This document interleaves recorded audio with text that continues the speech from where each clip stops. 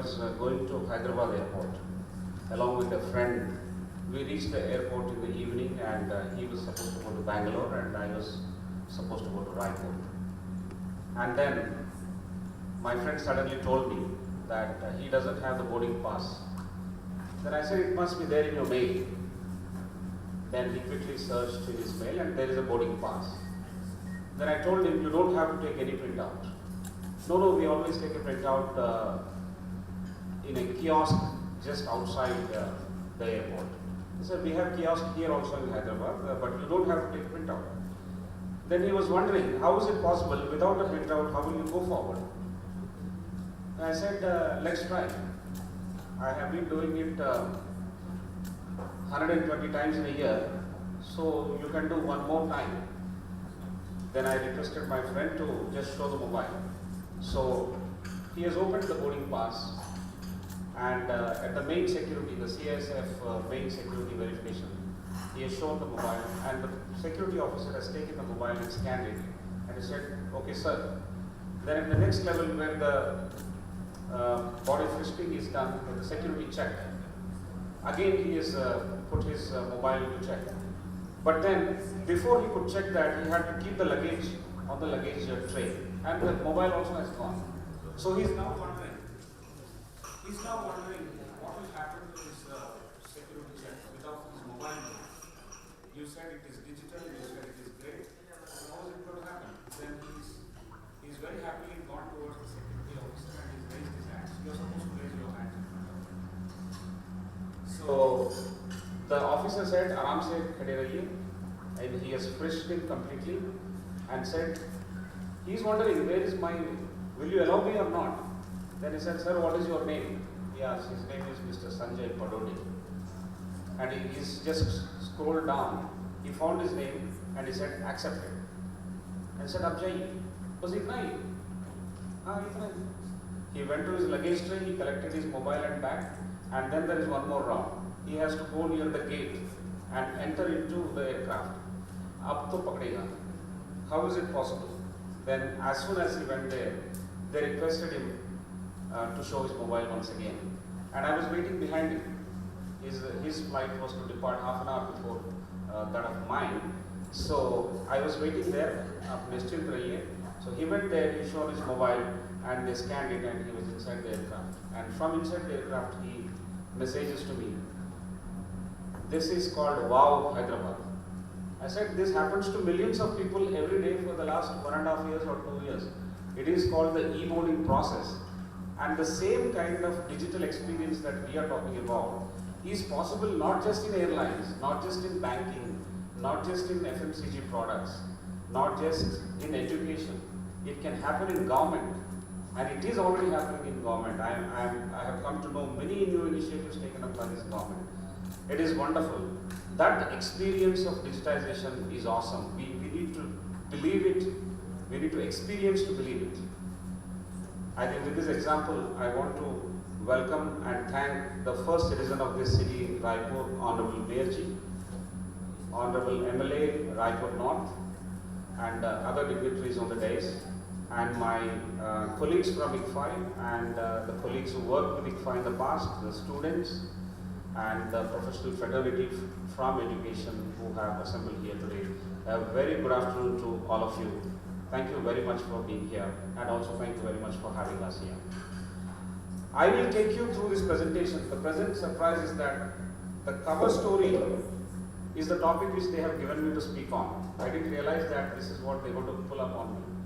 So it is reforming education through digitization. Let me try and do some justice. But I was thinking, since we are already late, should I take so much time? But I have a few slides which I have put together. I will run through these slides like a breeze. I will cut the jargon. I will not use technical terms. I'll try and make sense of this presentation in as simple ways, as simple manner as possible. Okay, are you with me? Are you sleeping? If you're silent, then you're sleeping. Okay. This is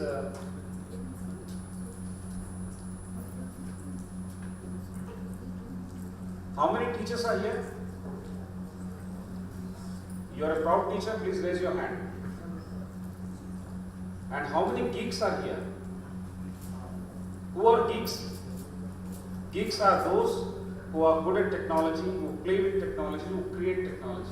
Whereas teachers are consuming technology, students are consuming technology, as citizens, as government, we are consuming technology. So geeks are those people, probably this kind of people. And teachers are, like our friendly Vice Chancellor, and consumers are rest of all of us, teachers and consumers and all of us. So there's a saying that teachers cannot geek and geeks cannot teach. Do you agree with me? Do you agree with him? Selef Clark. Do you agree? Yes. Yes. I don't agree with him. I don't agree with him. Those who don't agree with Selef Clark, please raise your hand. And raise 2 hands. You can raise 2 hands. Because the number is small. Thank you very much. We'll come back to this. We'll park it somewhere and come back to it in a while. If it is not a head-turning experience for you, can I request you people to sit there? Sir, we have it in the presentation. Oh, thank you. This is the latest adoption of technology. Very good, very good. Can you turn it towards MLA sir? Sir, I don't have any pictures. I don't have any videos. I have only few thoughts, and I hope it will be provoking enough. Yeah. Yes. Do we have any students here? 0. Educators are there, students are not there. EdTech partners are there? Yes, there are. Those guys who make content, tools, processes, marketing automation, I think we talked about it some time back. Government, yes, in very good representation today, government is here. Okay, why digitization? I think we would like to understand digitization or application of technology to education in a very simple manner. We have to see the genesis and how it has evolved over the last several thousands of years.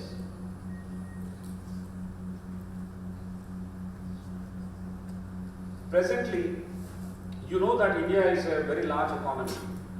It is the 3rd largest economy. It's a 3 trillion economy, but in the purchasing power parity terms, it becomes the 3rd largest with 9 trillion as calculated. By the next 10 years, India is going to be a 10 trillion US dollar economy with a growth of about roughly 10%. Next 1.5 decades, this growth will be driven by large number of people, large consumptions with investment from government as well as private. So that is going to be the definition of growth in the next 1.5 decades. We need to understand this to understand why digitization. If there are good policies coupled with technology, then we can have great achievements in agriculture, industry and services with higher productivity, leading to very good income levels.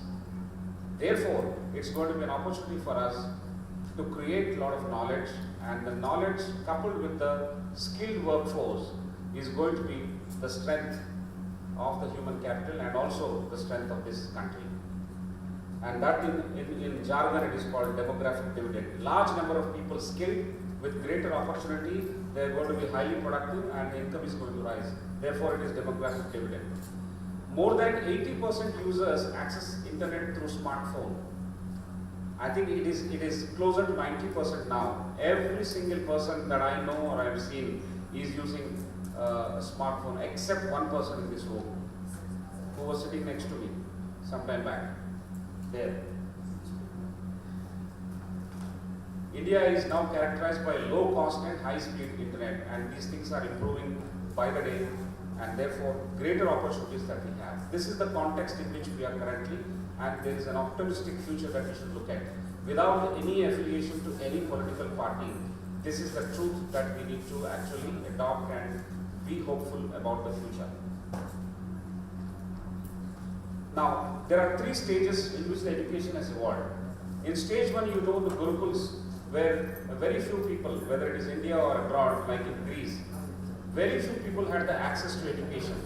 Those people who are influential, who are the children of the kings, the children of the ministers, the children of those people who had money and wealth, only they had access to education. And therefore, it was, although the model was very good at that time in terms of the regular faculty-student ratio, but then it is something not scalable.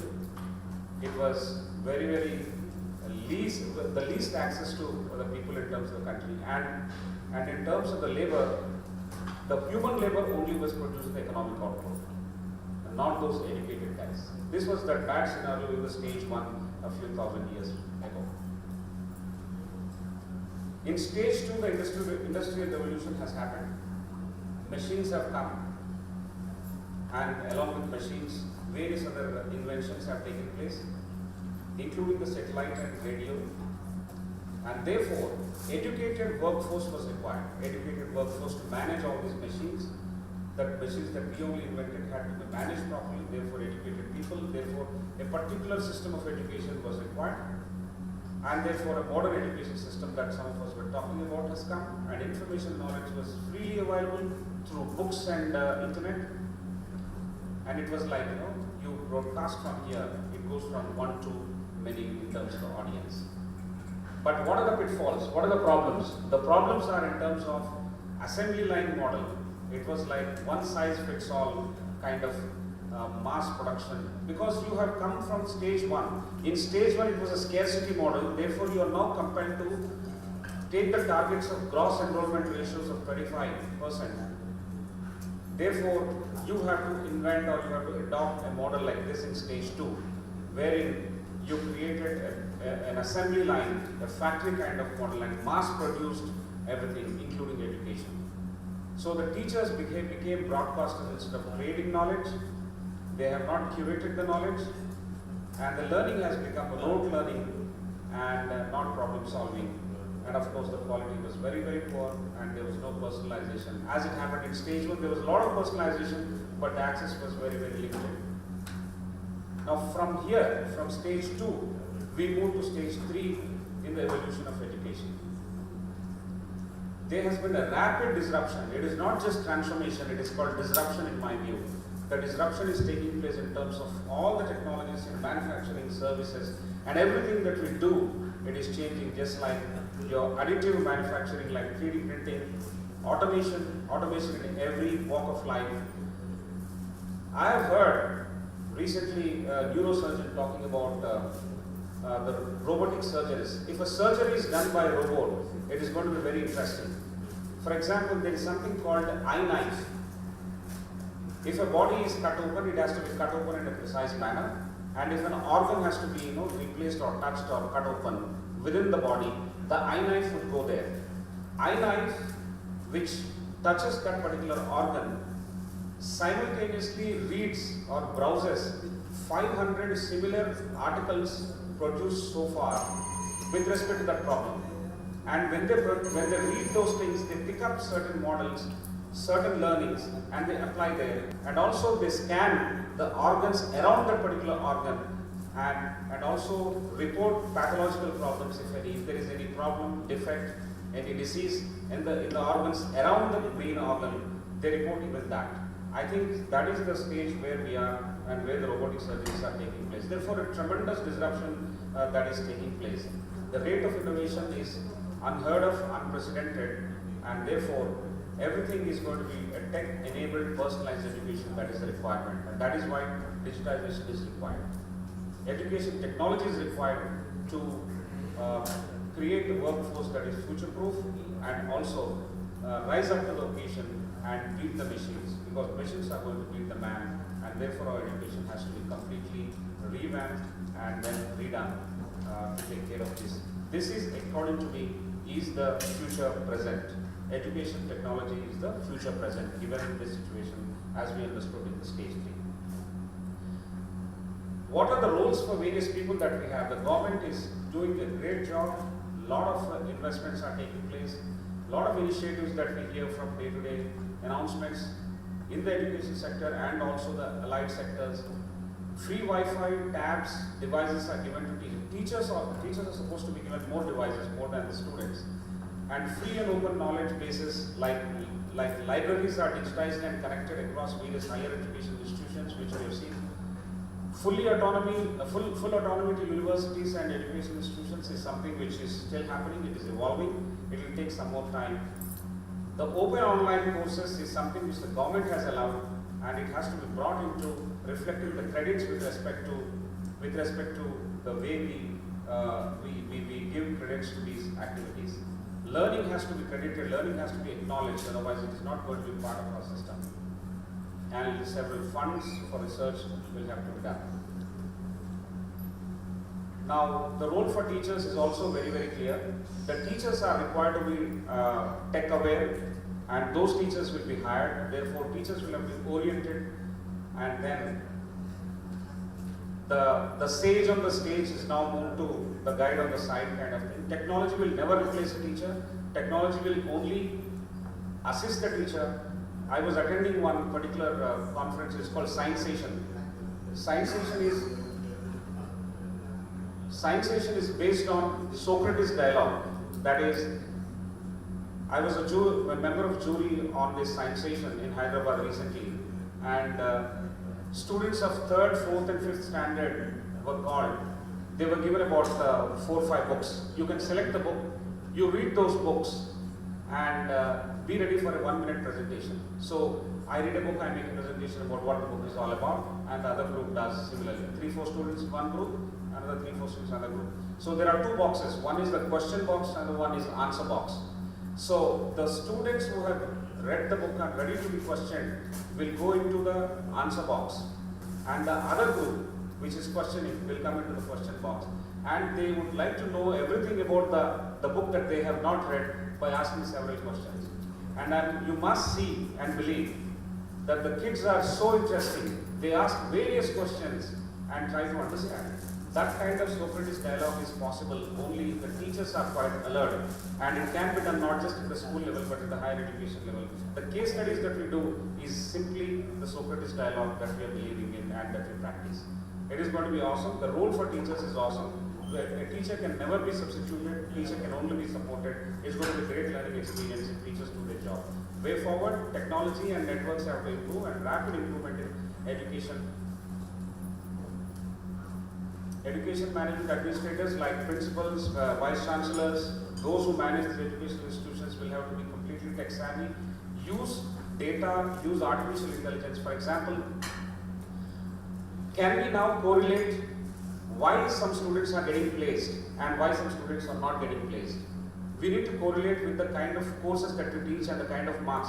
Highest CGP 9.5 is not getting placed, but the lowest CGP 6.5 is getting placed first.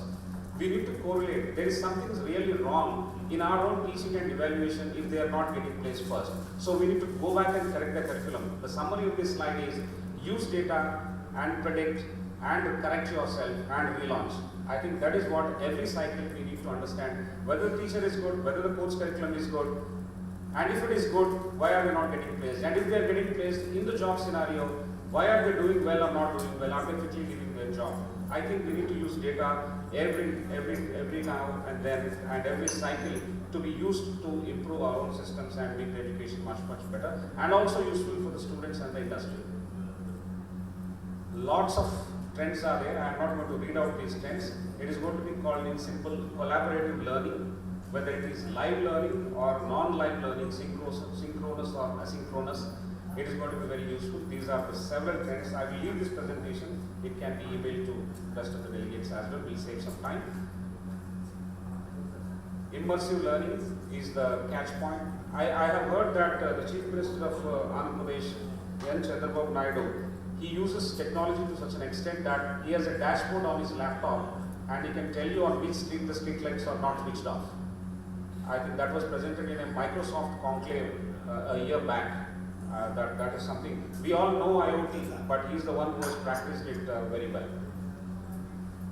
Government of India is doing SWAYAM. A lot of universities are taking this up, and beautiful courses are available.